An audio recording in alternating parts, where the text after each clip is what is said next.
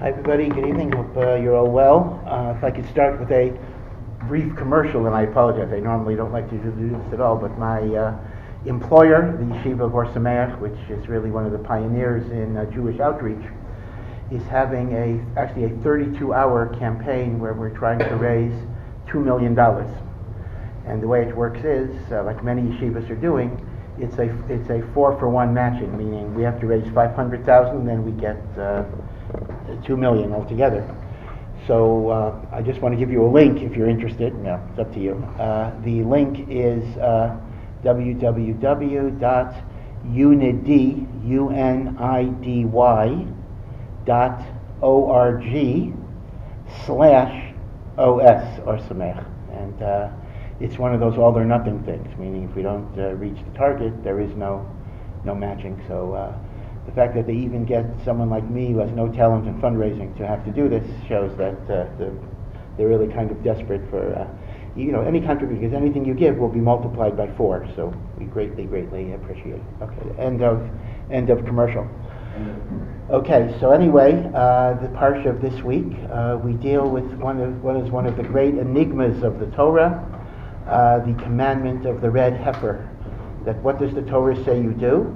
That when a person has come in contact with a corpse, and that either means he touches a dead body or goes into a cemetery or is even situated in the same building with a dead body, quite amazingly, if I'm in the same building with a corpse. So the Torah says, I am ritually impure for 7 days.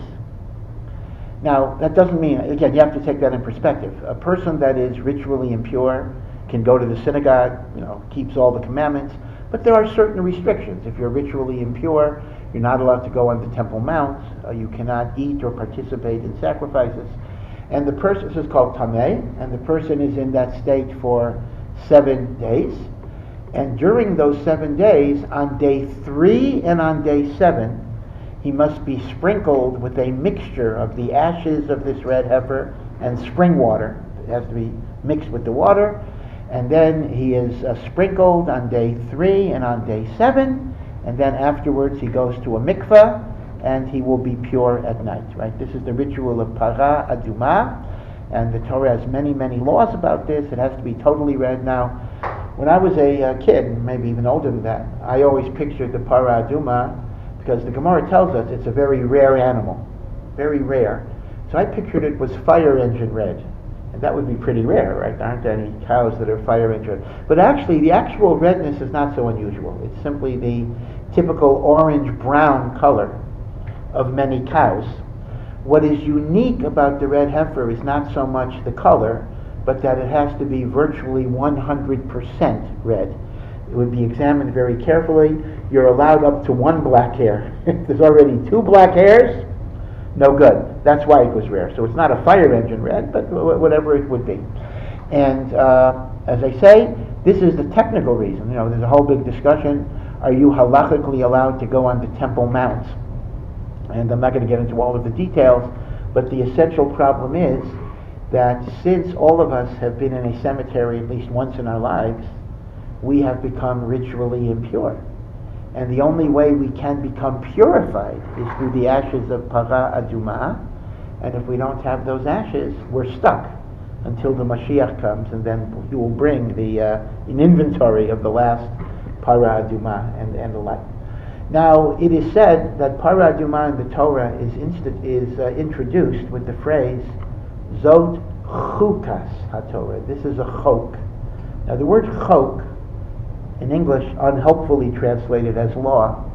Chok refers to a particular law which makes no sense to us from a rationalistic perspective.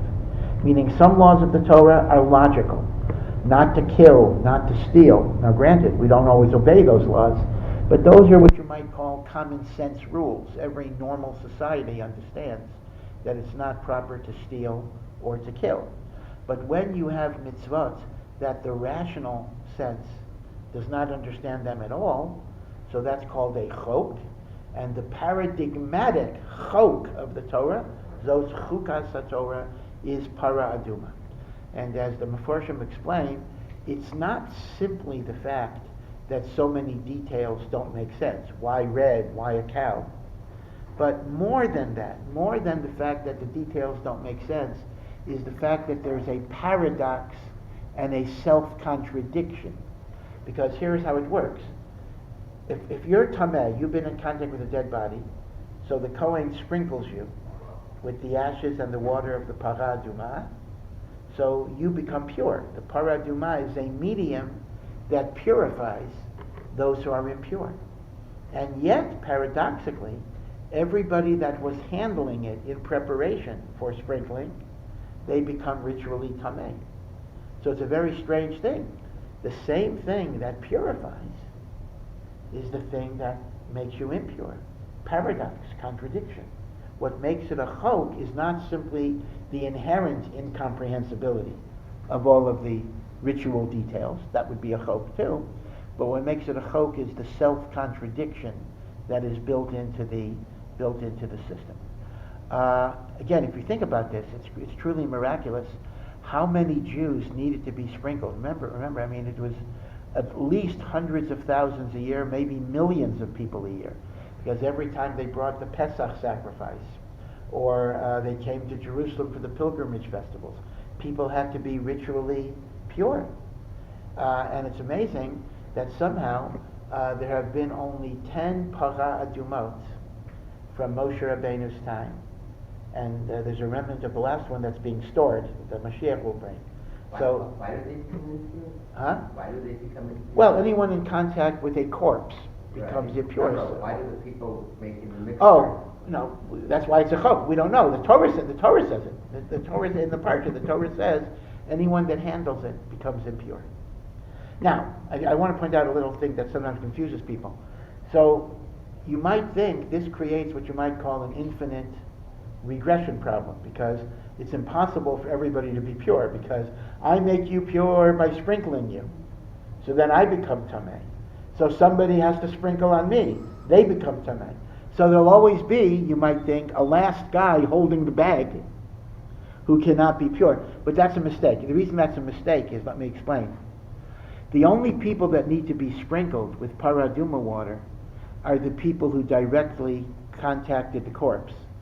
If I became tameh because I handled PARAH ADUMA, I don't need to be sprinkled. I just have to go to the mikveh. So, as a result, the last guy, I sprinkle you, so you're pure, I go to the mikveh, I'm pure, everybody's okay. Because if I had to sprinkle you, and then someone had to sprinkle me, you'd have a problem with the last guy. But the short answer is, sprinkling is only for the one who is directly in contact with the dead body, not for the other people. But so most people would have to, a large percentage of people would have to come like at least a week earlier before the Habib. Yeah, but well, here's the thing. The actual logistics are interesting and not so clear. You didn't have to get sprinkled in Jerusalem itself. There were regional stations throughout Israel in which a certain amount of the ashes were delivered to different places, and you would go to your sprinkling station, so to speak, and get sprinkled. And indeed, it was a very public thing. It wasn't like you got a private appointment, meaning there were like windows, and people, hundreds of people, maybe thousands, would just stand outside the windows, and they would just, sprinkle it. And all you needed was a drop to hit you. A drop. This is not immersion. This is like well, yeah, but you have to have a human being doing the sprinkling. I mean, that's the problem. It can't be done mechanically. Now, you have to be honest, because a drop of it had to hit you. If it hit your, right, if I'm standing in front of the window and either nothing hit me, like an ufra, frankly, or something hit my shirt, that would not be sufficient. It would have to hit me. But nobody enforced it. This was a self-reporting system, meaning you had to make your determination if you were pure or you were not. Yeah.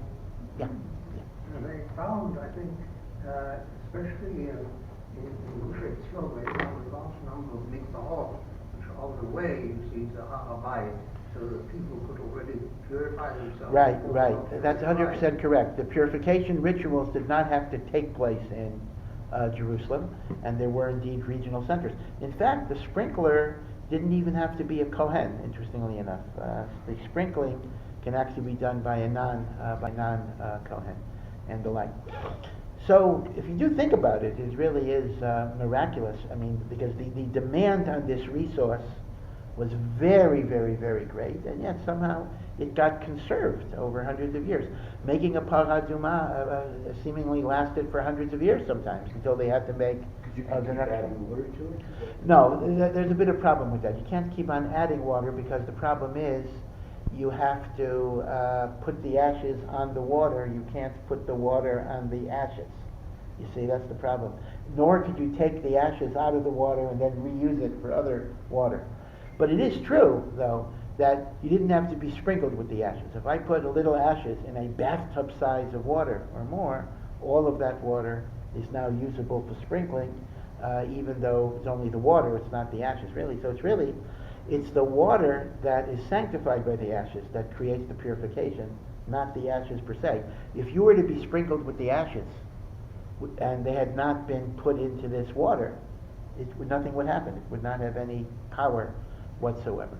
So this is the ritual of PARAH ADUMA. So I first want to start with maybe a peripheral point, which is a much more general point that's not tied to the specifics. And that is, the Torah begins with the words, this is the chok, this is the law, the enigma of the Torah. Now, question is, that's a little overgeneral, because we're describing a particular mitzvah, not the whole Torah. So it shouldn't say, this is the chok of the Torah. It should say, this is the chok of the PARAH, of the cow. Why Torah? That seems to imply that there's a general point being made about the whole Torah, rather than a specific point about the PARAH. Why is that so? So I'm going to give you three answers to that.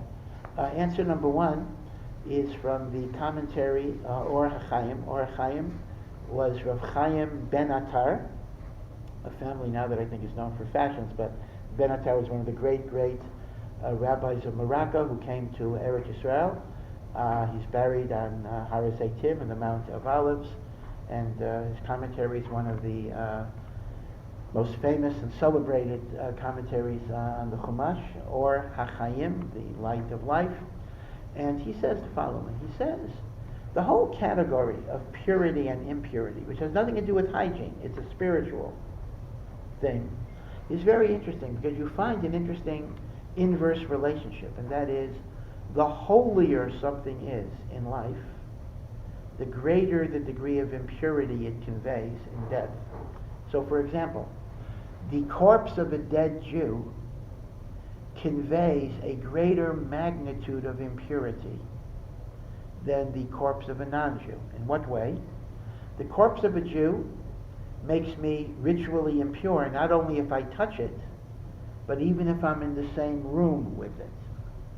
The corpse of a non-Jew conveys impurity if I touch it, but not if I'm in the same room. Now, any dead human conveys greater impurity than a dead animal. A dead human, Jew or non-Jew, if I touch it, I am impure for 7 days. If I touch a dead animal, I am only impure for 1 day. A dead animal conveys greater impurity than a dead plant. In fact, a dead plant conveys no impurity at all. So what do you see? You see that the greater the level of sanctity and holiness and closeness to God was achieved in one's life, the greater the vacuum and repugnance there is when that holiness is emptied out as a result of death. To put it another way, the greater the Kedusha, the greater the holiness, the greater the Tumah, the greater the impurity. Now, what makes a Jew holy? What makes a Jew holy is the Torah, the fact that God gave us a Torah that sanctifies us and elevates us. So, since this Parsha is introducing the laws of impurity, it says, Zos Chukat, these laws, not just the PARAH, but all of the laws of impurity, are because of the Torah. Because the holiness of the Torah is what creates the severity of the laws of impurity. Because the greater the holiness, the greater the halal, the greater the vacuum, the greater the emptiness is created when that holiness leaves. See, Judaism doesn't worship the body. It's very, very, very important to understand that we kind of speak in an inaccurate way. We will say something like, I have a soul. I have a soul. That implies that the I is this, and I happen to have a soul. But that's not I. What I really am is my soul. It's not I have a soul. I am a soul. I have a body. My body is a garment. My body is a robe. My body is something that I envelop myself with, because my true essence, my true self, is my soul. In fact, the Baal Tanya writes a very beautiful thought. He says, this mitzvah, it's not in our Parsha, but peripherally it's related. Right? We have the great mitzvah to love your friend like you love yourself. How do you love a person like you love yourself? Well, first of all, some people hate themselves and they're in trouble. I mean, that implies itself you have to love yourself first. But love yourself, love others as you love yourself. So the Baal Tanya says, if I define myself as my body, it's very difficult for me to love another the way I love myself, because on the level of bodies, we are separate entities. I'm here and you're there. How can I love you? You're outside of me. But on the level of soul, all of us are rooted in the common origin from God. All of our souls are interconnected. So when you understand who you truly are, it is no longer difficult to love another person as you love yourself, because on the level of soul, we are united. It's only on the level of body that we are differentiated. And that is why the more you focus on the body, the more competitiveness and resentments and rivalries and hatreds there are going to be. The less you focus on the body, the more achdut, the more unity there's going to be. Because on the level of soul, we are in fact one. This is from the Tanya, says that thought. Okay. But be it as it may, therefore, why do we treat the body with respect? When we bury, right, we bury it and we wash it, etc. Only because a human soul is like a Torah scroll, and a body is like the cover, the mantle of a Torah scroll. So the mantle of a Torah scroll has to be treated with respect, not because it's intrinsically important, but because it encased the Torah scroll. Okay, so that's answer number one. This is the law of the Torah, because it is the Torah that creates the holiness from which impurity arises when there is a halal, when there is a vacuum. Answer number two, and this is quite an amazing thought, and I don't like to even say this thought in certain circles because I get in trouble, and I don't like to give different Torah when people yell at me afterwards. But this is a more sedate audience. All of us know a familiar teaching of our sages that the Torah is compared to water. Right? We know this. Torah is compared to water, and there are many, many reasons why Torah is compared to water. Water purifies, and Torah purifies. Water is necessary for life. You can't live without water. Torah is necessary for life. Water, like all liquid, goes from high ground to low ground. The Torah leaves the high and mighty, the arrogant, and it goes to the humble. These are very familiar and true ideas.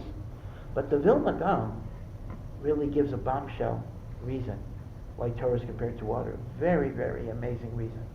He says, it is the nature of water that when you put water on soil, whatever is in that soil is going to be nurtured and grow, regardless of whether it's a positive or a negative. So, if I pour water on soil, if the seeds in the soil are wheat or vegetables, you will get wheat and vegetables. But what if the seeds are poison ivy or poisonous weeds? They're going to grow as well. Water is neutral as to what it causes to grow, good or bad. So says the Vilna Gaon, Torah to the person is like water to the soil. If a person has midot tovot, good character, a person is kind, compassionate, modest, his study of Torah will make him kinder, gentler, more compassionate. So far, so good. That's not controversial. What's controversial is the next statement. If, God forbid, a person is arrogant, selfish, conceited, the learning of Torah may make him more so. Now, this is not coming from a person who did not consider the importance of Torah study. The Vilna Gaon was a supreme example of someone whose life was devoted to the intensive study of Torah. The Vilna Gaon, for many years, learned 22 hours a day. He slept in 4 segments of a half an hour each. So the Vilna Gaon phenomenally spent every waking moment in study of Torah. In fact, he used to keep a record of how many minutes a year he felt he was not learning Torah properly, and this was typically 5 minutes, 6 minutes. And I can assure you, for the 5 minutes, he was probably learning too, but whatever he felt on his level, it wasn't right. And yet the Vilna Gaon said, without consciously working on your character, the Torah study alone can actually make you worse. In fact, he explains an interesting Gemara this way. The Gemara talks about the idea that a person needs to pray to God that he will always have what he needs at certain critical junctures. And the Gemara discusses what are the examples of things that you really need in life. So one opinion says success in Torah learning. Another opinion says that a man should find a right wife. A third opinion is you pray for a good death, a death that is not painful. A fourth opinion says you pray for a burial, because in Roman times, sometimes Jews were murdered, or the Holocaust in more recent times, without a burial. But then there's a fifth opinion who says an odd thing. What should you be sure to pray for that you will have in your time of need? A good bathroom that's available. It's a Gemara. Because, when you need it, you need it. And the Gemara says, that's the best answer of all. So the Vilna Gaon says, that's kind of a little indelicate, Torah, wife, death, burial, but a bathroom is more important than everything. So the Vilna Gaon explains the passage allegorically, that a bathroom is a place where you eliminate the wastes within you that could poison, toxins, and poison yourself. So he says allegorically, that refers to bad character traits, like arrogance and conceit and selfishness and egotism. You need a bathroom to flush it out, meaning, allegorically speaking, to work on it and refine it. And therefore, that's what the Gemara means. The bathroom is more important than the Torah, because the Torah is only going to elevate you and spiritualize you if you make a concerted effort to get rid of the waste. Otherwise, God forbid, the Torah could make a person even worse. Again, it's an amazing thought, and it's a bit of a dangerous thought, because sometimes a person might say, so why should I bother learning Torah? I'll just spend all my time on personal development. So that's not good either. The message here is, don't learn Torah because you have a bad character. The message is, no, we should have to work on our character, and then the Torah energizes us and gives us spiritual strength to be successful when you harness it in the proper way. Okay, so what does this have to do with PARAH ADUMA? Because here is the thing. It turns out that the Torah itself embodies a paradox. Torah can sometimes be a force for good, and Torah can sometimes be a force for bad. Where do you see that the same thing can be a force for good and a force for bad? PARAH ADUMA. It purifies the impure, and it contaminates the pure. And therefore, the reason why it says this is the law of the Torah is because the paradox of PARAH ADUMA is a paradox that is true about the Torah itself, as the Vilna Gaon comments. Okay? So it is indeed a very remarkable comment of the Vilna Gaon. This would deserve a whole share in and of itself, but it is no accident that in spite of the Vilna Gaon's total mastery of every aspect of Torah, including Kabbalah, the deepest secrets of Kabbalah, the very first work of the Vilna Gaon that was published was his commentary on the book of Proverbs, which is a book of character traits, because you see how important this was. The Vilna Gaon's interpretations on Talmud were not published until later, on Halacha, but this was the very first one because this was so central. And Rabbi Yisrael Salanter, who started what was called the Musar movement, which was a movement that was devoted towards ethical character building, was a disciple of Rav Zundel of Salant, who was a disciple of Rav Chaim of Volozhin, who was a disciple of the Vilna Gaon. So the Vilna Gaon, in many ways, is at least the unofficial father of this movement that is called the movement of Musar. Musar is character building and the like. Okay, so that's the second answer of Zot Chukat HaTorah. Let me give the third answer. We know that there are parts of the Torah that certainly make sense. Don't kill, don't steal. Then there are parts of the Torah that we don't really understand, that on some level are incomprehensible. Now here's the thing. The real test of a person's attitude towards God is how they do the mitzvot that don't make sense. Because if I do the parts of the Torah that are logical, it's not always clear, am I truly serving God, or am I simply following my personal agenda? But when I do the chok that doesn't make sense, that shows unconditional submission to the will of God, and therefore the chok is exemplary not only of itself, but the chok shows that even the mishpat, even that which you're doing, which makes sense, you're doing it because it's the commandment of God. And here is the thing to keep in mind. Human beings are naturally rebellious. We don't like to surrender our autonomy. When we're told we have to do something, there is something that wells up in us that says, no, I don't. That's why there's a Gemara that says, Gadol ha-mitzuvah v'yosa mimi she'eino mitzuvah v'yosa. What does that mean? A person who does a commandment that they're obligated to do gets more reward from God than somebody who does a commandment on an optional volunteer basis. Let's take a woman, for example. Women are technically exempt from sitting in the sukkah or taking lulav, because there's a general rule, with many exceptions, that time-bound positive commandments, with many exceptions, women are exempt.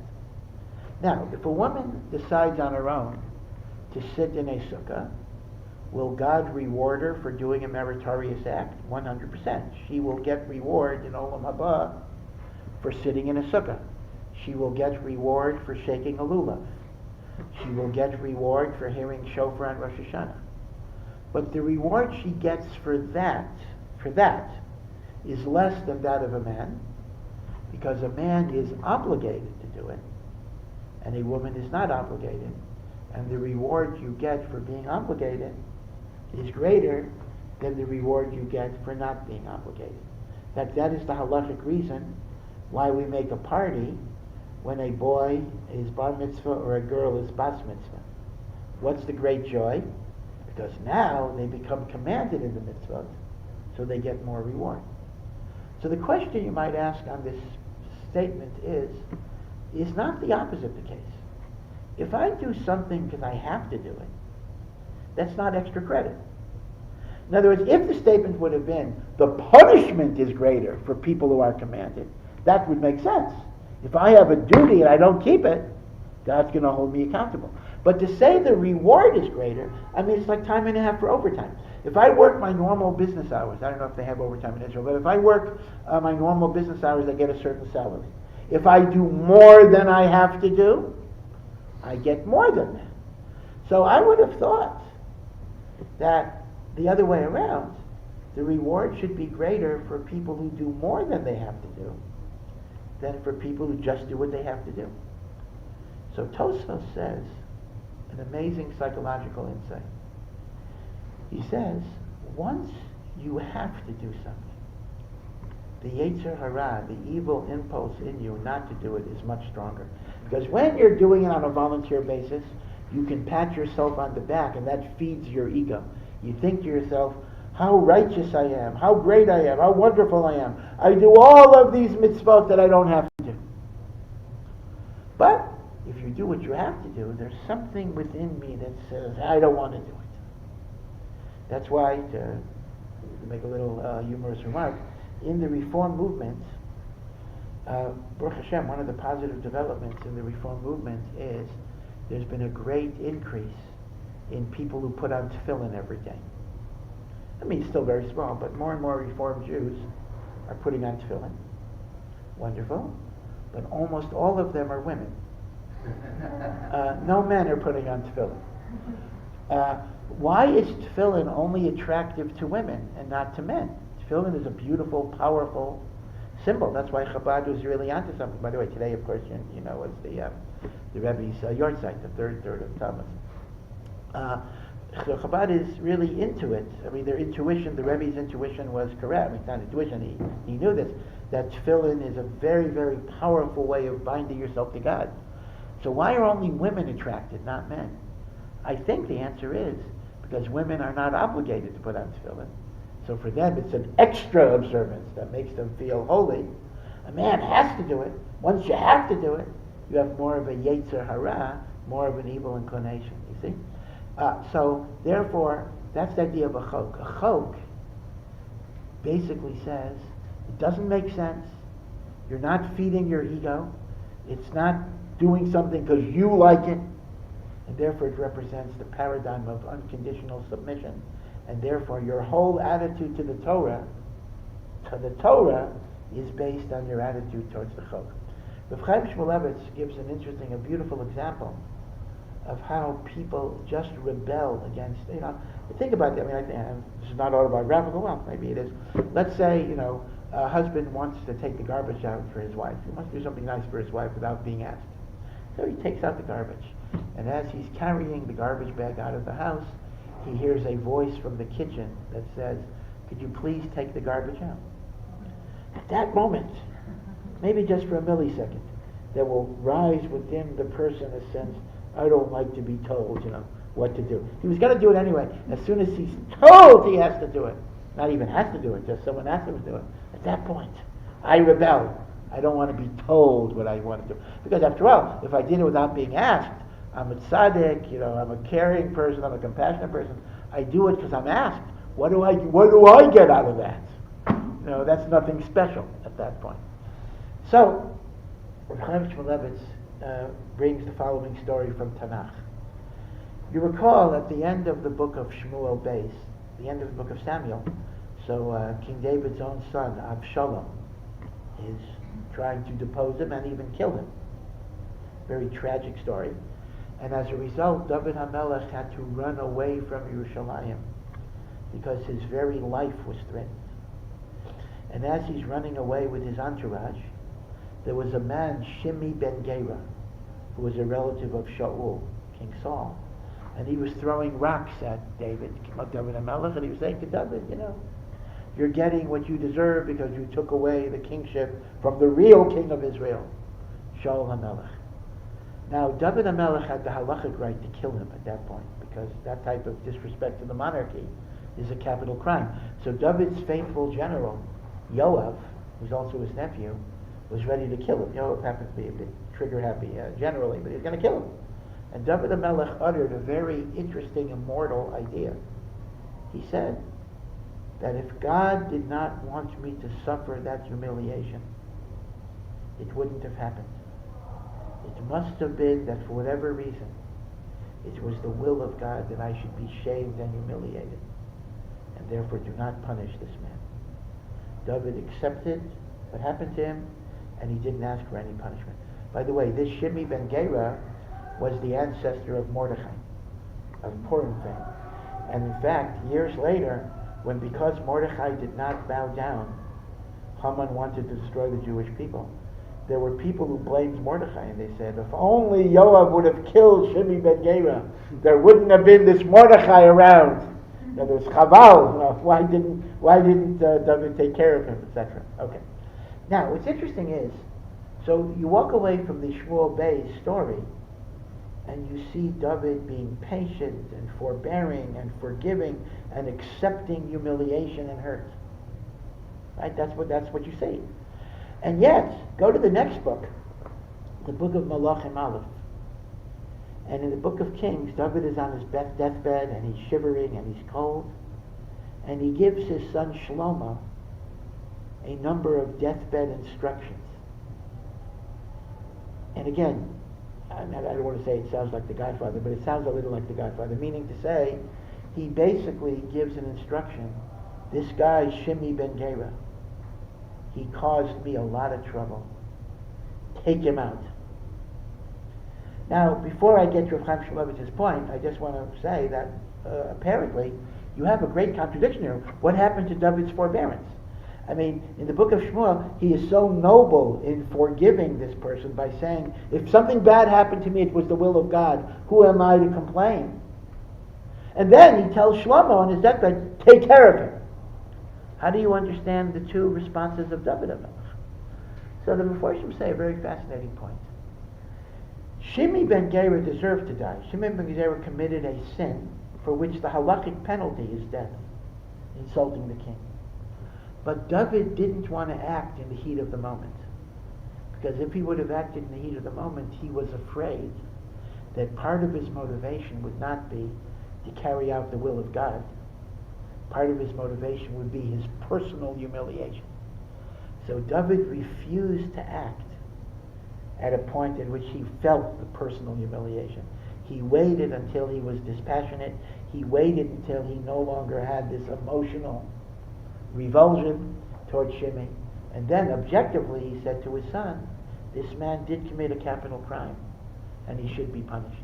And it could be he left it for his son to do, because David was afraid too much he would have a personal animosity mixed in. But be it as it may, what did Shlomo do? Shlomo told Shimi ben Gera, he placed him under, it's not even house arrest, it's really city arrest. He told him, hey, don't leave Yerushalayim. I am confining you to this city. The day that you leave the city, I will kill you. So Shimi is confined to a city. All right, granted, it wasn't as big as modern Yerushalayim, but it was, city, the old city, whatever, Mount Zion, whatever it was.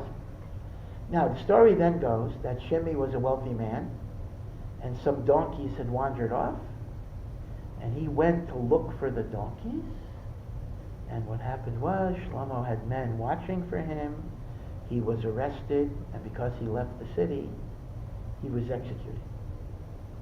So Rav Chaim Shmulevitz said, what type of idiot is this? It's, first of all, it's not like he was confined to a room in which he got claustrophobic. He has a whole city at his disposal. Second of all, he was told if he leaves the city, he's going to die. Third of all, he didn't go to his mother's funeral. It wasn't like there was some real emotional event that he had to attend. It was donkeys. He had servants.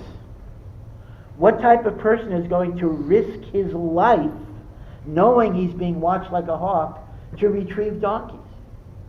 So Rav Shmulevitz says, psychologically, this is the point. If he had not been told he couldn't leave the city, then he wouldn't have bothered to leave the city.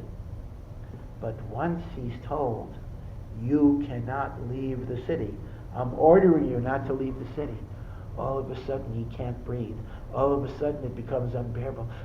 I can't stay here another second. I have to leave. I have to go. This is the nature of human rebelliousness. As soon as we have to do something, or we can't do something, that is when we have the strongest desire to do what it is we're not allowed to do, or not to do what we are supposed to do. That's why bar mitzvah boys sometimes experience a certain decline. As before a bar mitzvah, a person might be doing all sorts of things, and after the bar mitzvah, there's a decline. Now you might say because you're looking up to a major event, and after the event, you're always a little bit of a downer. But it might also be that when you're doing it on a voluntary basis, your ego feeds into it. Once you have to do it, it's no longer that same enthusiasm, right? And therefore, that's what the chok is. The chok is when you do something not because you like it and not because it makes sense to you, but because it is the will of God. It represents unconditional submission, and unconditional submission shows what your attitude is towards the Torah. And that's why it's Zos, Chukat, Torah. But now, let's go a little further. Rashi brings an interpretation of the mystery of ADUMA from a man earlier than Rashi, Rabbi Moshe Hadarshan, Rabbi Moshe the preacher, who Rashi does quote, although we don't have any books or svarim from Rabbi Moshe the Darshan. And Rabbi Moshe Hadarshan explains, without going into all of the details, that the PARAH ADUMA is also an atonement for the sin of the golden calf. And the way that works is that just as if a baby was brought to a place and the baby made a place filthy, so the responsibility of cleaning up the filth of the baby is usually on the mother, so too, PARAH is a cow. The mother, which is the PARAH ADUMA, is an atonement on the sin of the calf. Just like a mother cleans up the mess of the baby, the cow cleans up the mess of the calf, and therefore PARAH ADUMA is said to be an atonement for the sin of the golden calf. So the question that one might raise is that in what way is that so? I mean, ritualistically, the PARAH ADUMA is not a sacrifice. You don't bring it in the temple. The whole ritual is outside of the temple, and it's not there as a sacrifice for sin. It's there as a vehicle for purity. In other words, it has a different function. It is not a sin offering in any way. So, here is the thing. In order to understand Rav Moshe Hadarshan, maybe we need to explore paradox a little bit more. Remember that the PARAH ADUMA is a product of paradox. It purifies the impure, and it contaminates the pure. How do you understand the idea that it purifies the impure and it contaminates the pure? What is the idea of the paradox? And then we're going to connect it to the golden calf. In brief, Rav Tzadok of Lublin offers the following idea, and this is something we touched upon a few weeks ago. Man and woman were originally supposed to live forever. Death came into the world because of the sin of eating from the tree of knowledge. What the Nachash, the snake, enticed Chava to eat from that fruit? How did the snake entice Chava? So Rav Tzadok says, because the snake basically told her, if you eat from this fruit, you will be like God, able to discern the true meaning of good and evil. Now, whatever that means exactly, and that's a massively complicated topic, the Eitz Hadas, the tree of knowledge, is represented as a God pill. Imagine somebody gave you a pill. Take this pill, and you could be God. The ultimate ego trip. The ultimate appeal to human vanity. The ultimate self-advertisement.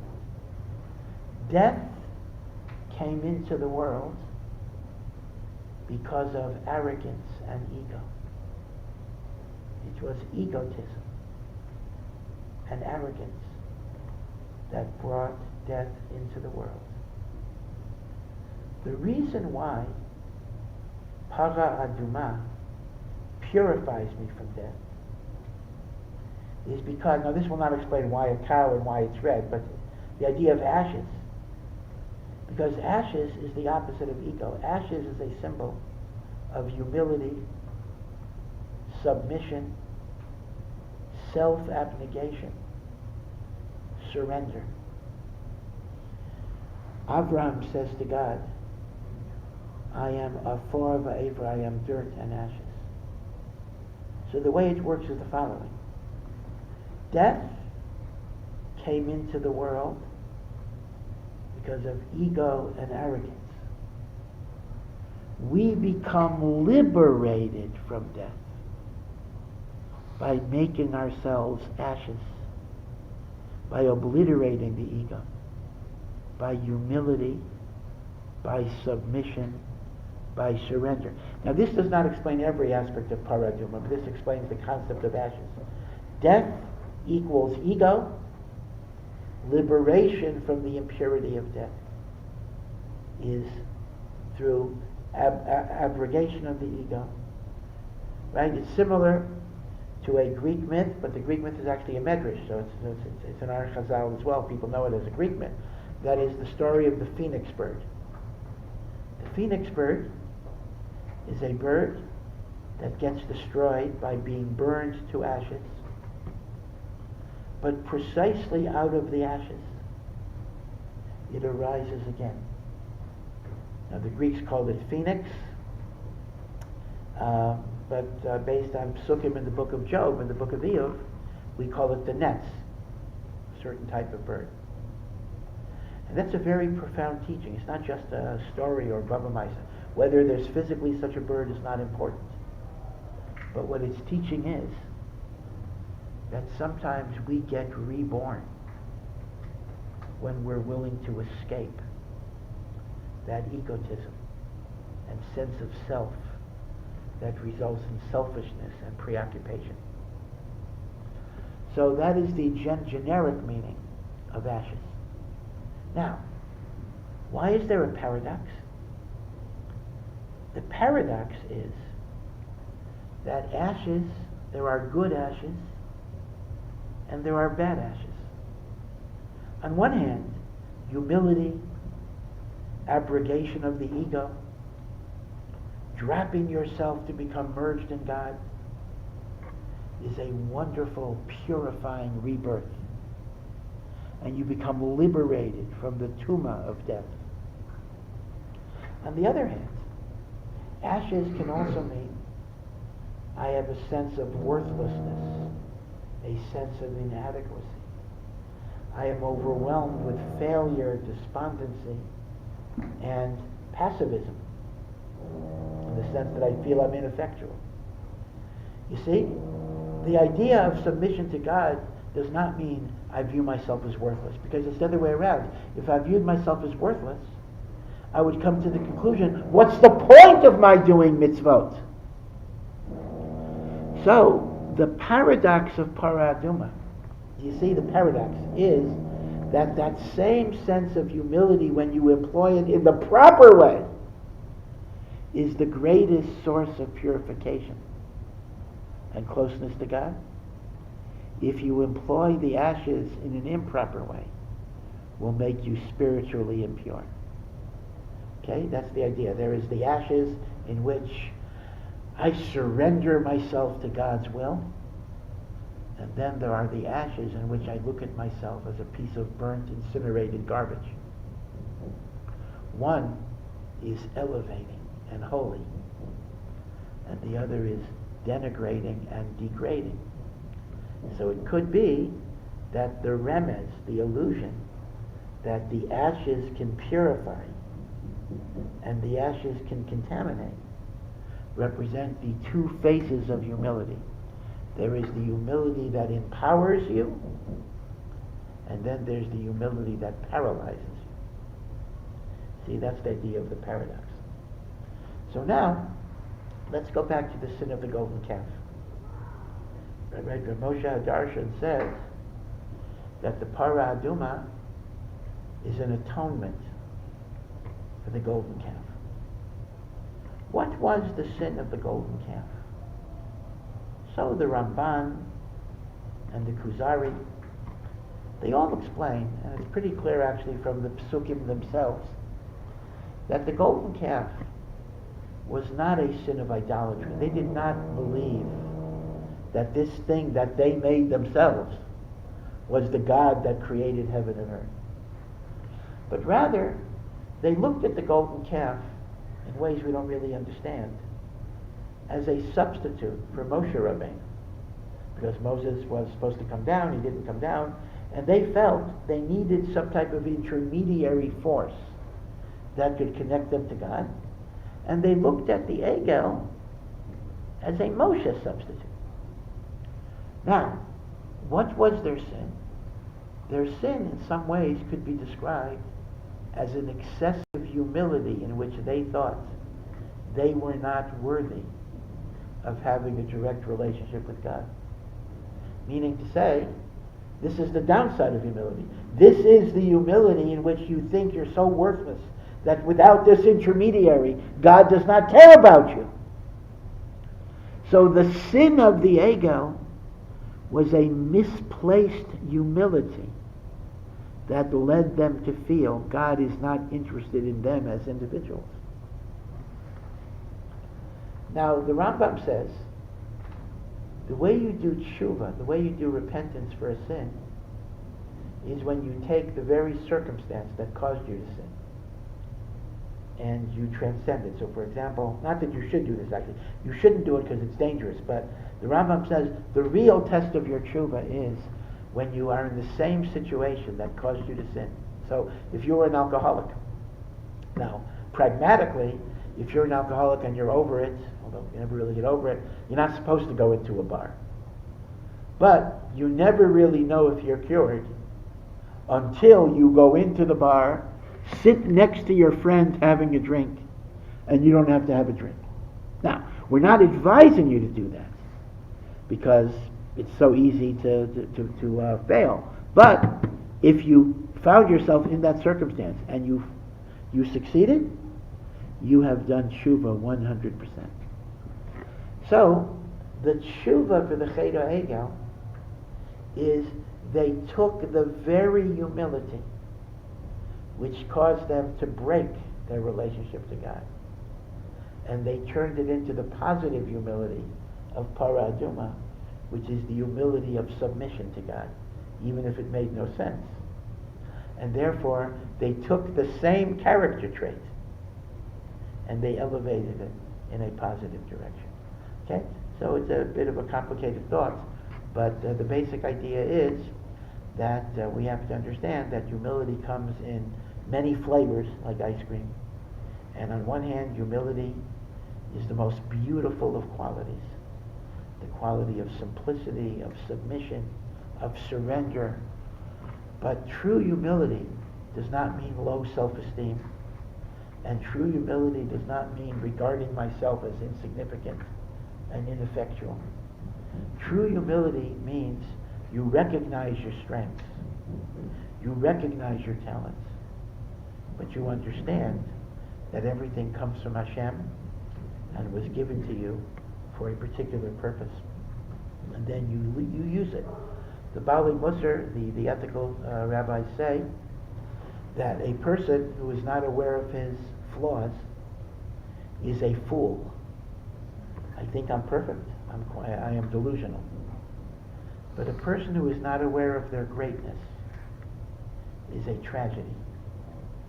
Because if we're not aware of our power to be a force for good in the world.